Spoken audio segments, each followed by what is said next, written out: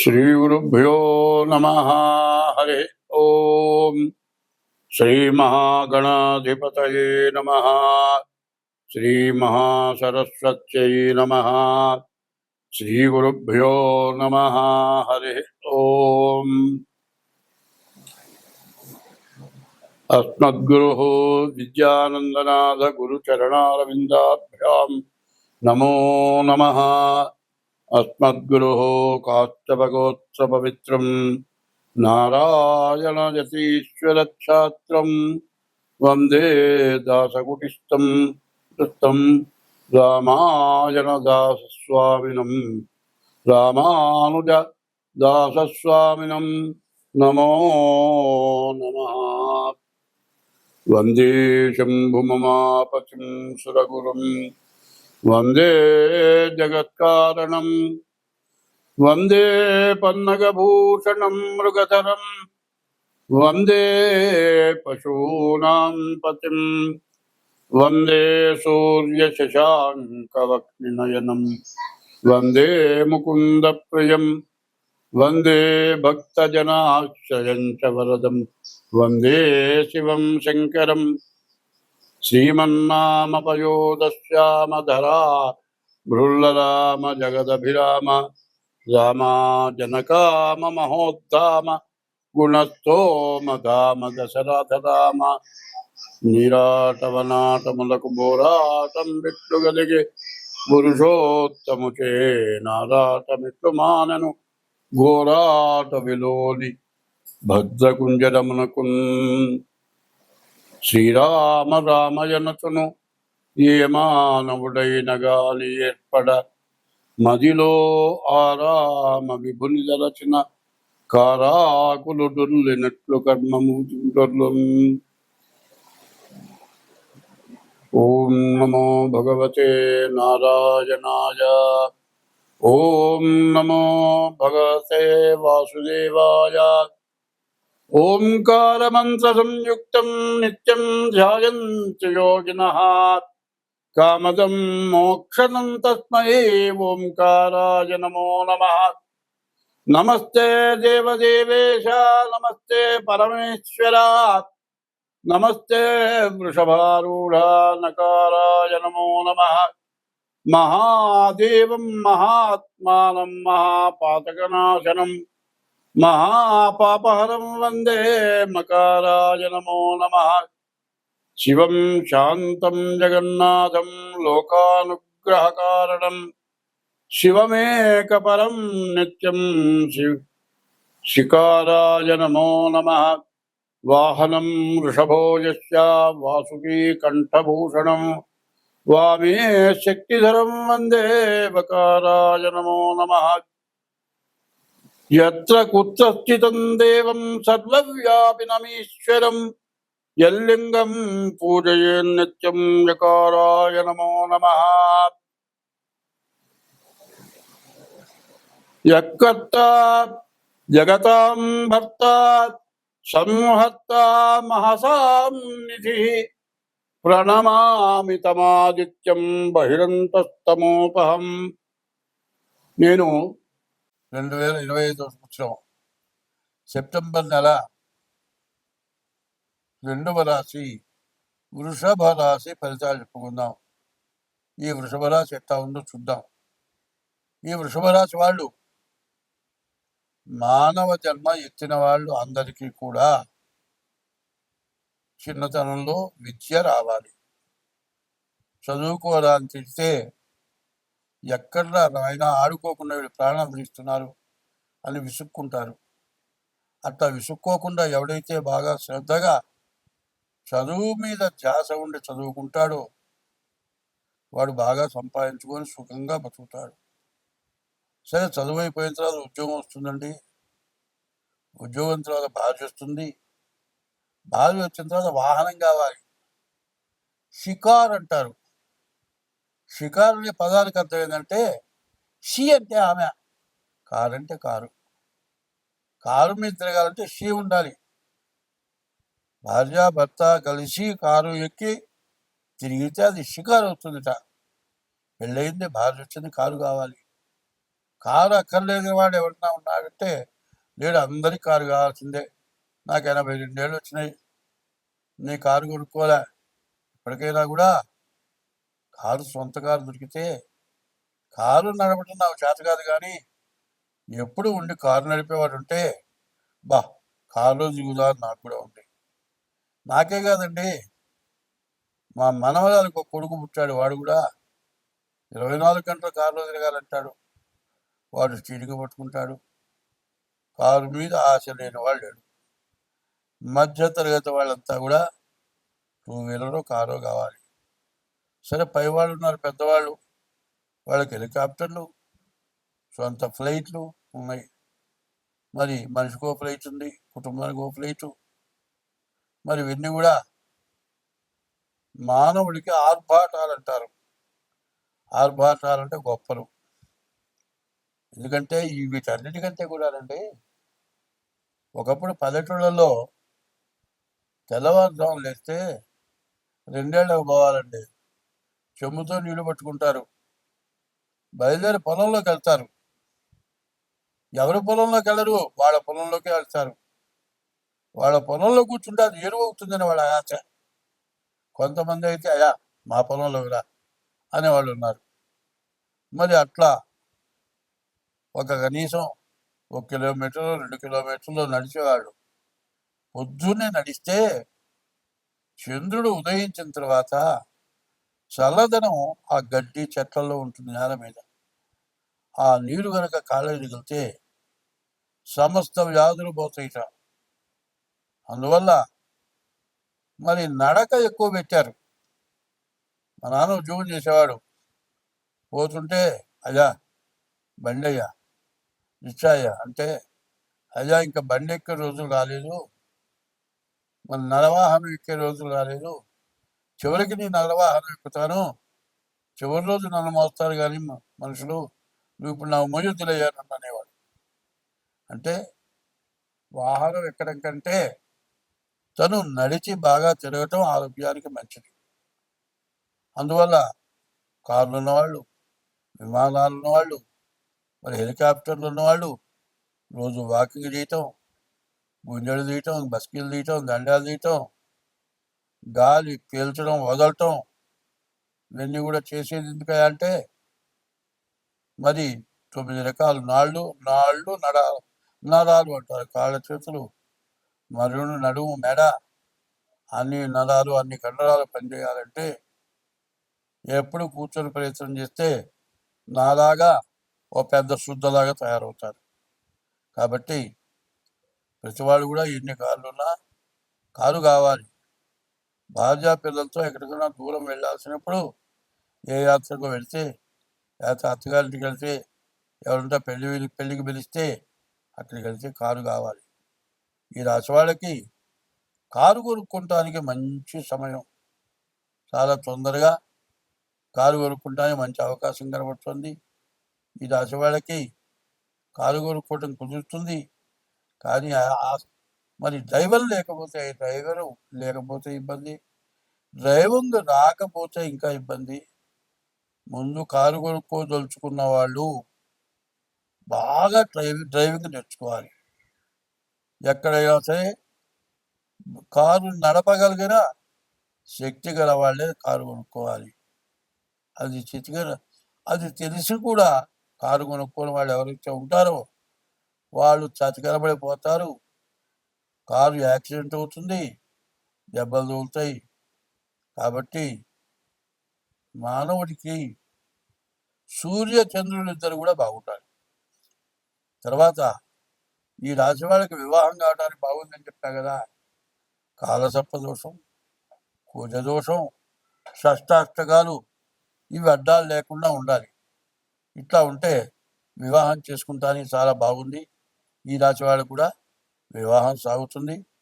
ఏ వృత్తి కానీ, ఉద్యోగం కానీ ఏది చేసినా కూడా ఈ వృషభ రాశి వాళ్ళకి చాలా బాగుంది.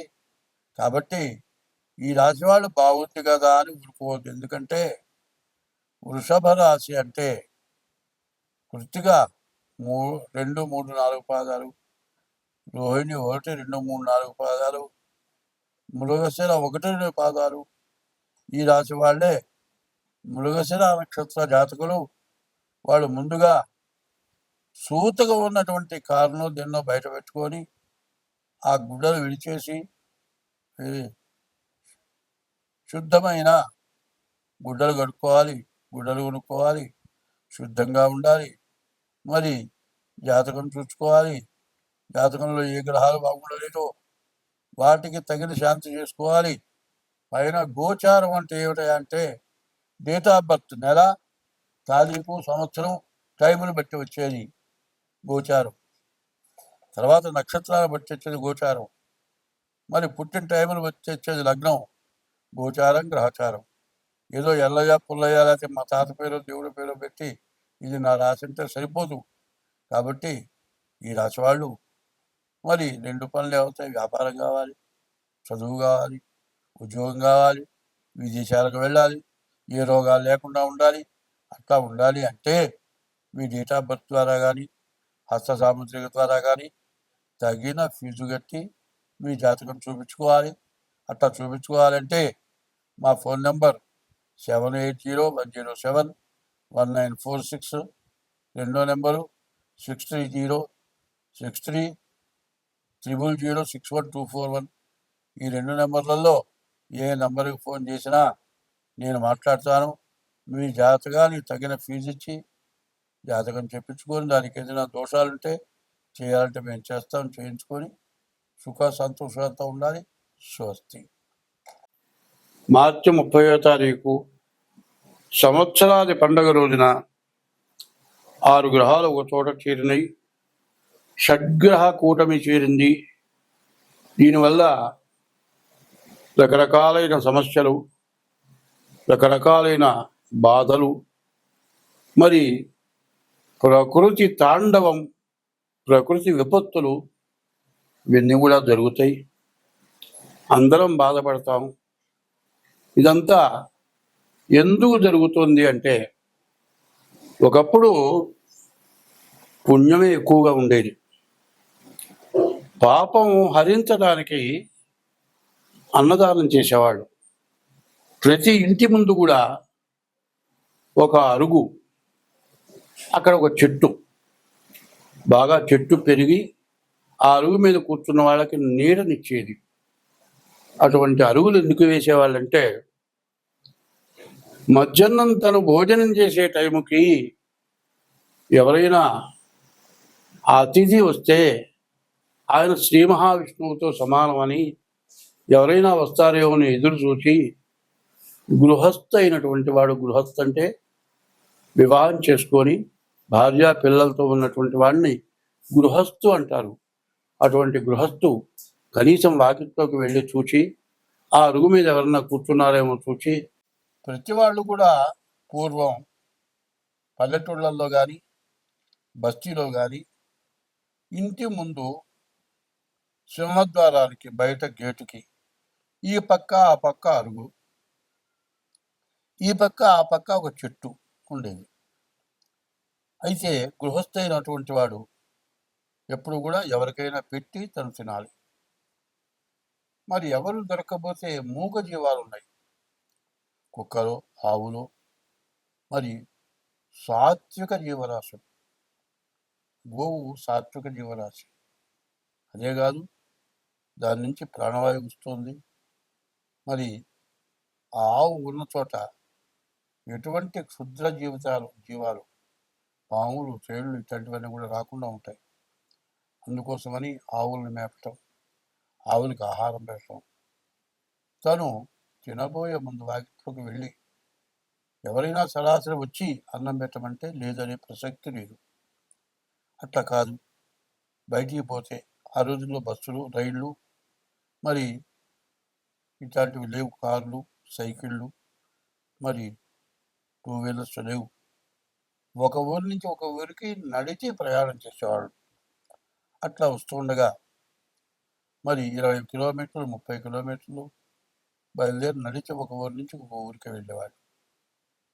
మరి అన్నం మూట కట్టుకొచ్చుకుంది మధ్యలోనే అయిపోతుంది. మళ్ళీ కొంత దూరం వెళ్ళేవాడికి ఆకలి అవుతుంది. నడవడం మీద ఇంకా ఆకలి పెరుగుతుంది. చివరికి ఎక్కడన్నా కాస్త మంచినీళ్ళు తాగి ఎవరి వాకిట ముందు అరుగు మీద కూర్చుంటే ఆ గృహస్థ అయిన వాడు చూసి, నాయన ఎక్కడికి పోతున్నావు, అన్నం తిన్నావా అని అడిగి పిలిచి అన్నం పెట్టేవాడు. అది ఎందుకు అనేది కొద్దిగా తెలియాలి. అన్నదానాన్ని మించిన దానం లేదు, తల్లిదండ్రుల కంటే మించిన దైవం లేదు. సత్యము, శీలత, ధర్మము, వీటిని మించినటువంటి ధర్మాలు లేవు. ఇవి సత్యము, శీలత, ధర్మం అనేది అది గొప్ప తపస్సు కింద లెక్క. దయ, ఆ దయ ఎట్లా ఉండాలి అంటే, మనం ఇంట్లో వరకే వండుకున్నాం, మన వరకే సరిపోతుంది, ఇంకొక మనిషి వస్తే చాలు. అట్లాంటి టైంలో ఎవరైనా వస్తే ముందు ఆ మనిషికి కడుపు నిండా పెట్టి మిగిలింది చిరకాస్త తింటే చచ్చిపోం, బతుకుతాం. తర్వాత అవసరమైతే వండుకొని తింటాం. అది దయ. ఏ జీవరాశికైనా అపకారం జరిగి ప్రాణావసాన స్థితిలో ఉన్నప్పుడు దానికి వైద్యం చేయటం, కనీసం ఎవరైనా చచ్చిపోతే ఎవరు దిక్కులేని వాళ్ళని తీసుకెళ్ళి దానం చేయటం, అది అనాథ ప్రేత సంస్కారే కోటి యజ్ఞ ఫలం లభేత్. దిక్కులేని వాళ్ళని తీసుకెళ్ళి మట్టి చేస్తే కోటి యజ్ఞాలు చేసిన ఫలితం ఉంది అని ఇట్లాంటివన్నీ చేయటమే కాకుండా ఎవరి కులదైవాన్ని వాడు పూజించేవాళ్ళు, ఎవరి ఇంటి దైవాన్ని వాడు పూజించేవాళ్ళు. ఎవరి కులదైవాన్ని, గ్రామదేవతని, ఇంటి దైవాన్ని, ఇంట్లో ఉన్నటువంటి తల్లిదండ్రుల్ని, భార్యని, వాళ్ళకి ఎటువంటి అపకారం జరగకుండా, వాళ్ళెంతో ప్రేమతో, వాళ్ళకి లోటు అనేది లేకుండా పెద్దవాళ్ళని చూడటం, ఇది ధర్మం. ధర్మో రక్షతి రక్షిత. ధర్మాన్ని నువ్వు రక్షిస్తే నిన్ను ఆ ధర్మం రక్షిస్తుంది. ధర్మస్య జయోస్తు. నువ్వు ధర్మంతో ఉంటే నీకు జయమే, అపజయం ఉండదు. అధర్మస్య నాశోస్తు. అధర్మం ఎక్కడైతే ఉంటుందో అక్కడ మొత్తం నాశనం అయిపోతుంది. ధర్మస్య జయోస్తు, అధర్మస్య నాశోస్తు. ప్రాణిషు సద్భావనాస్తు. ప్రాణి, ఏ జీవరాశి ప్రాణి అయినా సరే మంచి భావనతో ఉండి దానికి బాధ కలిగినప్పుడు ఆ బాధ పోవటానికి మార్గం ఏదో చూచి దాన్ని బతికించేది ప్రాణిషు సద్భావనాస్తు. విశ్వస్య కళ్యాణమస్తు. విశ్వం అంటే ప్రపంచం మొత్తం. విశ్వస్య కళ్యాణమస్తు అని చెప్పింది. అది అందరూ కూడా పాటించేవాళ్ళు. ఇప్పటికి దాదాపు మాకు ఊహ తెలిసేపటికి, నాకు ఇవాళ 82 సంవత్సరాల వయస్సు. నాకు ఊహ తెలిసే రోజుల్లో అటువంటి సత్య ధర్మాల కట్టుబడి ఉన్నారు. అట్లా ఉన్నారని తెలియటానికి కారణం ఏంటంటే, నాకు 10 సంవత్సరాల వయసు వచ్చేవాడికి నా తండ్రి పూర్తిగా అనారోగ్యవంతుడు. నా తండ్రికి మూర్ఛలు అంటే ఫిట్స్ వచ్చేవి. అమావాస్యకి, పౌర్ణమికి ఫిట్స్ వచ్చేవి. కింద పడి గెల గెల గెల గెల తన్నుకొని ఆ చేతులు కాళ్ళు కొట్టుకుపోయి దెబ్బలు తగిలి నడిచిపోతూ ఉంటే ఏ గోడ మీద పడతాడో ఎక్కడ పడతాడో తెలియదు. ఒళ్ళంతా దెబ్బలు తగిలి నాలికంతా బాగా కొరుక్కొని ఆ ఫిట్ వచ్చినప్పుడు ఆ పుండ్లు మారి అన్నం తినాలంటే కనీసం పాలు మజ్జిగ పోస్తే కూడా నోరు మంట పుట్టేది. అట్లాంటి బాధ నా తండ్రి పడ్డాడు. 10 సంవత్సరాల వయసు నుంచి ఆయనతో చాలా కష్టపడ్డాం. అట్లా ఆయన ఏమీ సంపాదన లేకుండా పోయినాడు. నాకు చెల్లెళ్ళు 2, నాకు అక్కలు 2, మా తల్లి తండ్రి, ఇంతమందివి జీవించాలి. ఏదో నా చేతనేది చేసి, బ్రాహ్మడికి ఒక పద్ధతి ఉంది, ఉపనయనము నాటి మాట ఉన్నది సుమతి అని. ఉపనయనం రోజున ఎంత కోటీశ్వరుడైనా, రాజాది రాజులైనా ఒడుగైన తర్వాత భవతి భిక్షాందేహి, భవాన్ భిక్షాందేహి అని ముష్టిస్తారు. అది ఎందుకంటే ఏ మహాపతివ్రత చేతి మీదుగా ఇచ్చినటువంటి దానం, ఆహారం, దానివల్ల మంచి విద్యావంతులు అవుతారని ధర్మశాస్త్రం చెప్తుంది. ఉదయం పూట ముష్టికి వెళ్ళేవారు బియ్యానికి, మధ్యాహ్నం పూట బ్రాహ్మణ ఇళ్ళకి మదవకానికి వెళ్ళి కష్టపడి చదువుకొని ఈరోజు కూడా వాళ్ళకి నేను చదువుకునే రోజుల్లో నాకు స్టైఫండ్ నెలకింతనిచ్చేవాళ్ళు.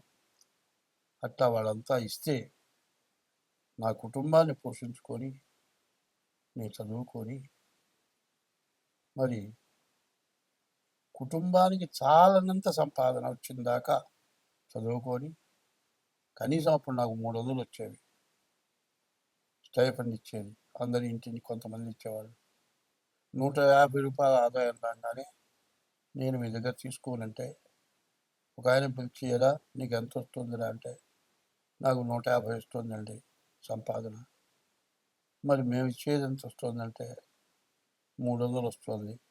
సగమే కదరా అంటే నేను అన్నాను, సగమేనండి, మీ 300 నా 150 ఉంటే నాకు అహంకారం పెరుగుతుంది. అదే 150తో కష్టపడి సంపాదించుకుంటాను, పైకొస్తాను, నా తల్లిదండ్రులను పోషించుకుంటాను, మా ఆడపిల్లల పెళ్ళిళ్ళు చేస్తాను అంటే ఆయన అన్నాడు, ఆయన పేరు చెరువు సూర్యనారాయణ గారు, గుంటూరు మహానుభావుడు. ఆయన లేరు, ఏ లోకంలో ఉన్నారో. ఆ మహానుభావుడు నన్ను శతవిధాల కనిపెట్టి చూస్తుంటే, నీ పిల్లల పెళ్ళిళ్ళైతే చెప్పు నాయన, ఒకళ్ళ పెళ్ళి నా సొంత డబ్బులతో చేస్తాను, మిగతా వాళ్ళకు కూడా సహకరిస్తానంటే అంత పరిస్థితి చేస్తానండి అని నా కష్టార్జితంతో చెప్పబడి ఆడపిల్లల పెళ్ళిళ్ళు జరిగిపోయినాయి. 18 నుండి 19 వచ్చేవాడికి మా నాన్నగారు పోయినాడు. మరి మా నాన్నగారు పోయిన తర్వాత 20 సంవత్సరాల నుంచి కష్టపడి సంపాదించుకొని బతికాను. ఆ రోజుల్లో అందరూ సత్యానికి, ధర్మానికి నిలబడ్డారు కాబట్టి ఇవాళ నేను, నా తల్లిదండ్రులు, మా కుటుంబం, మా వంశం బాగుపడింది. ఏ మహాతల్లి చేతి మీదుగా పెట్టినటువంటి ధర్మంతో నేను ఇవాళ 10 మందికి చెప్పేటట్లుగా మరి అమెరికా, రష్యా, ఆస్ట్రేలియా ఇట్లాంటి దేశాల నుంచి జాతకం చెప్పమని ఫోన్లు వస్తున్నాయి. దాంతో నేను జీవిస్తున్నాను. అప్పుడు అంత ధర్మం ఉంది, ఇప్పుడు అంత ధర్మం లేదు. ఎందుకు లేదు అంటే వచ్చేది చాలని పరిస్థితి. పిల్లల్ని చదువుకు చేరిస్తే ఎల్కేజీ నెలకి కనీసం చాలా ఖర్చు ఎక్కువ అవుతుంది అంటున్నారు. వాళ్ళ సంపాదన సగం కూడా చాలటం లేదు అంటున్నారు పిల్లల చదువులకే. అంత కష్టమైంది రోజుల్లో దోచుకొని తింటే కానీ బతకలేనటువంటి పరిస్థితులు ఏర్పడి చాలక అధర్మమైన సంపాదన సంపాదించుకుంటూ రకరకాలైన ఎటువంటి అధర్మమైన పనులైనా చేసి సంపాదించుకొని బతుకుతూ బాధలు పడుతూ ఉన్నారు. ఇప్పుడు మరి 2025 మార్చి 30వ తారీఖున 6 గ్రహాలు మరి మీనరాశిలోకి, 6 పాపగ్రహాలు, షడ్గ్రహ కూటమి వచ్చింది. దీనివల్ల చాలా బాధలు పడతారు. కాబట్టి ఎవరికి వాళ్ళు మీ డేట్ ఆఫ్ బర్త్ ద్వారా మీ జాతకం చూపించుకోండి. మీ జాతకరీత్యా దోషాలు ఉంటే వాటికి చేయించుకోండి. పాపగ్రహాల వీక్షణ వల్ల చాలా రకాల బాధలు వస్తాయి. మనం ఏమి చేయకుండానే మనం బాధలు పడాల్సి వస్తుంది అని చెప్పటం జరిగింది. అట్లా చెబితే కూడా కొంతమంది విమర్శించడం జరిగింది. జ్యోతిష్యం చెప్పబోయా అంటే తలకిందులైపోతుంది, గందరగోళాలు అవుతాయి, చాలా బాధలు పడతావు. ప్రకృతి వల్ల బాధలు వస్తాయి అని ఇవన్నీ ఎవరు చెప్పమన్నారు? నాకు ఫోన్లు వచ్చినాయి. చూడండి, ఉత్తర కాశీ, హరిద్వార్, ఋషికేశ్. ఋషికేశ్ అంటే ఋషులు ఉండేటువంటి స్థలం. హరిద్వార్ అంటే విష్ణుమూర్తి యొక్క పాదాలు. హరిద్వార్ కైలాసంలో ఈశ్వరుడు ఉన్నాడు. ఈశ్వరుడు నెత్తిన గంగ ఉంది. ఆ గంగ హరిద్వార్ పాదాల దగ్గరకు వచ్చి గంగ పడ్డది. గంగ పుటక అక్కడి నుంచి వచ్చింది. హరిద్వార్ మునిగిపోయింది. హరిద్వారు మరి ఋషికేశు, అమర్నాథ్ ఇవన్నీ కూడా వరదల వల్ల బిల్డింగులు పడిపోయి ఎంతోమంది జనం చచ్చిపోయి, ఒక మరి ఉత్తర దేశమే కాదు, దక్షిణ దేశం, ఉత్తర దేశం అటు ఇటు దక్షిణ దేశం, ఆఖరి కాశీ కూడా మరి ఊరంతా నీళ్ళు వచ్చేసినాయి. ఇప్పుడు చూడండి, విజయవాడ అంటే బాగా మెరుగైన స్థలం. ఇంతవరకు ఇంత జలాన్ని మనం ఎప్పుడు చూడలే. ఇంత పరిస్థితులు రావటానికి కారణం ఏమిటి అని మనం ఆలోచించుకుందాం. ధర్మో రక్షతి రక్షిత. ధర్మాన్ని నువ్వు రక్షిస్తే నిన్ను ధర్మం రక్షిస్తుంది. ధర్మం రక్షించాలి అంటే ఏం చేయాలి అనేది ఇదివరకు చెప్పారు, ఇప్పుడు కూడా చెబుతూ ఉన్నా. ధర్మాన్ని రక్షించాలి అంటే అందరికీ తెలిసిందే. ఓం నమో భగవతే వాసుదేవాయ, ఓం నమో నారాయణాయ, ఓం నమ శివాయ, ఓం గం గణపతయే నమ, శ్రీమాత్రే నమ. ఇట్లాంటి మహామంత్రాలు ఇవి. రోజు 1-2 గంటలు మనం చేసే వృత్తిలో విద్యక్కర్లా, చదువక్కర్లా, సంతకం పెట్టడం చేత కాకపోయినా విలవాలా. ఈ చెప్పిన మంత్రాలు గుర్తుపెట్టుకోండి. రోజు 2 గంటల పాటు మనం చేస్తే ఈ ఉపద్రవాలు, బిల్డింగులు కొట్టుకుపోయినాయి, జనంలో దాంట్లో పడిపోయినారు, శవాలు దొరకలేదు, కనీసం ఎవరు చచ్చిపోయినారో ఎవరు బతుకున్నారో తెలియనటువంటి పరిస్థితికి వచ్చాము. ఇవన్నీ రావటానికి కారణం ఏమిటంటే కన్యారాశిలో కుజుడు, మీనరాశిలో శని, వక్రించిన శని. శని కుజులు సమసప్తకం అన్నారు. ఈ సమసప్తకంలో ఉండటం చేత ఇటువంటి ఉపద్రవాలన్నీ వచ్చి ఈ పాపగ్రహాల వల్ల మనకు అనేక సమస్యలు, అనేక రకమైన బాధలు. మరి ఇది సెప్టెంబర్ 13 వరకు కుజుడు కన్యలో ఉంటాడు. సెప్టెంబర్ 13కి కన్య నుంచి తులకి కుజుడు వస్తాడు. అంతవరకు సరే. ఈ నీరు కొత్త నీరు వచ్చింది. మరి నీరంతా చెట్లు చావలు అన్నీ కూడా మునిగిపోయినాయి, అన్నీ మునిగెత్తిపోయినాయి, అన్నీ కుళ్ళిపోయినాయి, రకరకాలైన జీవరాశులు ఉద్భవించినాయి. నీరంతా కలుషితమైపోయింది. తాగే నీరు కాలుష్యమైపోయింది. తినడానికి ఆఖరికి కూరగాయలు లేవు.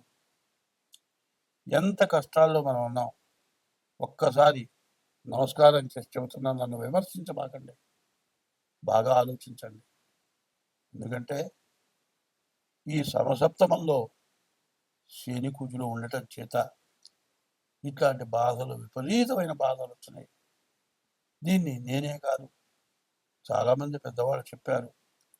అది ఇప్పుడున్న పరిస్థితి ఏమిటంటే ఎవరికి వాళ్ళు తెల్లవారు లేవగానే బ్రతుకు కోసం, జీవనాధారం కోసం ఎవరి వృత్తి వాళ్ళ చేతుల్లోనే తయారైపోయినారు. పిల్లల చదువు, అంతులేని విపరీతమైన చదువు. చదువు పూర్తయిన దాకా బాధ, చదువైన తర్వాత ఉద్యోగం కోసం బాధ, ఉద్యోగం వచ్చిన తర్వాత వివాహం దగ్గర బాధ, అన్నీ బాధలే తయారైపోయినాయి. ఈ బాధల్లో పడి ఏమి మర్చిపోకూడదో అది మర్చిపోయినాం. దైవాన్ని ఎప్పుడూ ప్రార్థించాలి. హనుమాన్ చాలీసా ఉంది, తులసీదాస్ గారు రాశాడు. రోజుకి 11 సార్లు చొప్పున 40 రోజులు హనుమాన్ చాలీసా చేస్తే మీరు ఏది కోరుకుంటారో అది అవుతుందని చెప్పండి. మరి ఇట్లాంటి సమయంలో కాదు, హనుమాన్ చాలీసా ఒక్కళ్ళు కూర్చొని రోజు 11 సార్లు చేయొచ్చు. ఓం నమో భగవతే వాసుదేవాయ. ఓం నమో నారాయణాయ. ఓం నమ శివాయ. శ్రీమాత్రే నమ. ఓం గం గణపతయే నమ. ఇట్లా మరి విష్ణు సహస్రంలో హరే రామ హరే రామ రామ రామ హరే హరే, హరే కృష్ణ కృష్ణ కృష్ణ హరే హరే ఇది షోడశనామాని కలి కల్మషనాశనం. హరేర్నామ హరేర్నామ హరేర్నామైవ కేవలం కలవు నాస్చేవ నాస్చేవ నాస్చేవ గతిరమ్యత అని విని చెప్పున్నాయి. ఇప్పుడు ఈ చెప్పిందంతా ఒక్కసారి విని వదలతో 1కి 10 సార్లు వినండి. నేను చెప్పిన ఈ మంత్రాలని అక్షరాలు రాని వాళ్ళు వచ్చిన వాళ్ళ దగ్గర కాగితం మీద రాయించుకొని, అక్షరం వచ్చిన వాళ్ళకంటే అక్షరం రాని వాళ్ళు చాలా జ్ఞానం ఉన్న వాళ్ళు ఉన్నారు. పూర్వజన్మ స్మృతంతో జ్ఞానం కలిగి ఉన్నారు. మరి అందరూ కూడా ఈ భగవంతుడి యొక్క నామస్మరణ చేయటం, హరి అచ్యుత అనంత గోవింద నారాయణ హరి, ఈ నామాలు చాలా విశేషమైన నామాలు. మా పెద్దవాళ్ళు ఎప్పుడూ స్మరణ చేసేవాళ్ళు. రామతారక మహామంత్రం ఉంది, ఆంజనేయ మహామంత్రం ఉంది. ఇవన్నీ గురువు దగ్గర ఉపదేశం చేసుకొని మేమంతా అనుష్ఠానం చేశాం. ఇప్పుడైనా ఎవరి పని వాళ్ళు చేసుకోండి.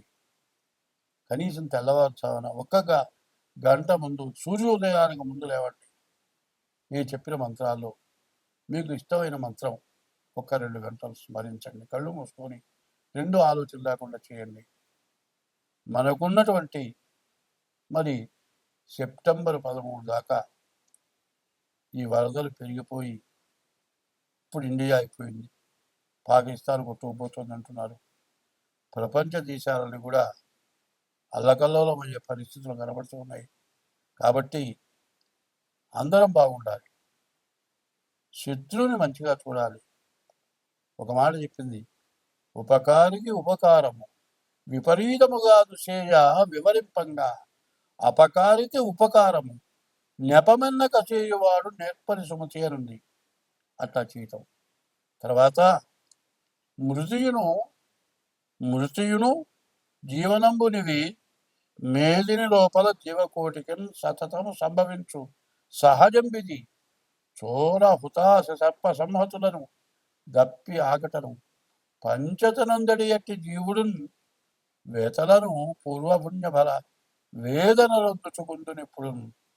ఆగామి సంచిత ప్రారంభాలు పూర్వజన్మలో, ఈ జన్మలో మనల్ని కన్నవాళ్ళు చేసినటువంటి అధర్మమైన, అసత్యమైన, పాపమైన కృత్యాల వల్ల మరి కొండల మించి దుల్లి చచ్చిపోవటమో, ఏదో తగలబడిపోయే చోట పోయి అందులో పడి చచ్చిపోవటమో, దిక్కు ముక్కు లేక అడవిలో ప్రయాణం చేస్తూ నీళ్లు దొరక్క దాహం తీరక మంచినీళ్ళు లేక చచ్చిపోవటమో, రోగాల వల్ల చచ్చిపోవటమో, నడిచి వెళ్ళేటువంటి మనిషి కాలుదారి ఏదో బావిలో పట్టమో, కాదండి కాలుదారి పడి కాలు విరిగిపోయి ఎవరు తీసుకెళ్లేవాడు లేక, ఎవరు మనుషులు దొరక్క 2 రోజులు 3 రోజులు అక్కడే పడి ఉండి చివరికి తిండి లేక, నీళ్లు లేక, వైద్యం లేక చచ్చిపోవటం, ఇట్లాంటివి చాలా జరుగుతున్నాయి.